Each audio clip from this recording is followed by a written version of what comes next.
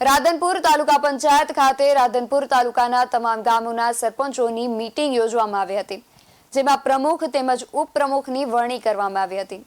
રાધનપુર તાલુકા પંચાયતની કચેરી ખાતે મીટિંગ હોલમાં રાધનપુર તાલુકાના પ્રમુખ ભરતભાઈ ચૌધરી તેમજ ઉપપ્રમુખ અંબારામભાઈ ઠાકોર, બાબુભાઈ પરમારની તેમજ તમામ સરપંચોની હાજરીમાં મીટિંગ યોજાઈ હતી, જેમાં તમામ સરપંચોએ ભેગા મળીને પ્રમુખ તેમજ ઉપપ્રમુખ તેમજ અધ્યક્ષની સર્વાનુમતે વરણી કરી હતી, જેમાં પ્રમુખ તરીકે મુકેશભાઈ સોલંકી બાદરપુરવાડાની નિમણૂક કરવામાં આવી હતી, તેમજ ઉપપ્રમુખ તરીકે ખોડાભાઈ નાનાપુરાવાડાની વરણી કરવામાં આવી હતી અને અધ્યક્ષનું સ્થાન ભવનભાઈ ચૌધરી દેવવાડાને સર્વાનુમતે સોંપવામાં આવ્યું હતું।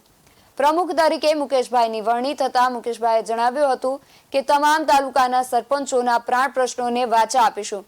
કોઈ પણ પ્રકારના કામ હશે તેનું તમામ સરપંચોને સાથે રાખીને નિરાકરણ લાવીશું અને મીટિંગના અંતે તમામ સરપંચો પ્રમુખનું તેમજ અધ્યક્ષનું મુખ મીઠું કરાવી છૂટા પડ્યા હતા અને મીટિંગના અંતે તમામ સરપંચો પ્રમુખનું તેમજ અધ્યક્ષનું મોં મીઠું કરાવીને છૂટા પડ્યા હતા। પંચાયત ખાતે રાધનપુર તાલુકાના તમામ સરપંચોની મીટિંગ કરવામાં આવેલ।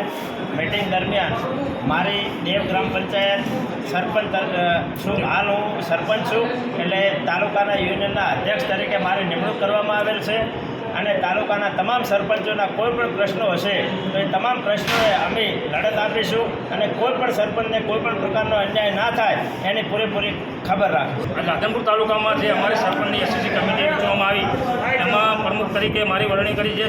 અમુક ગામના જે પ્રશ્ન છે, જે મુદ્દા છે એને વાંચા આપવા માટે થઈને અમે પ્રમુખ રાધનપુર તાલુકાના દરેક ગામના સરપંચો ભેગા થઈને પ્રમુખ તરીકે જે મારી વરણી કરી દરેક સરપંચનો ખૂબ આભાર માનું છું અને દરેક કામમાં અમે દરેક સરપંચો ભેગા મળીને અમે જે મુદ્દા હશે, અમારા પડતર મુદ્દા, કોઈ વિકાસના કામોના મુદ્દા હશે, કોઈ તો ગમે તે મુદ્દા માટે અમે બધા સરપંચો મળીને ભેગા કામ કરશું। VSN TV ન્યૂઝ સાથે દીપક સતવારા, પાટણ।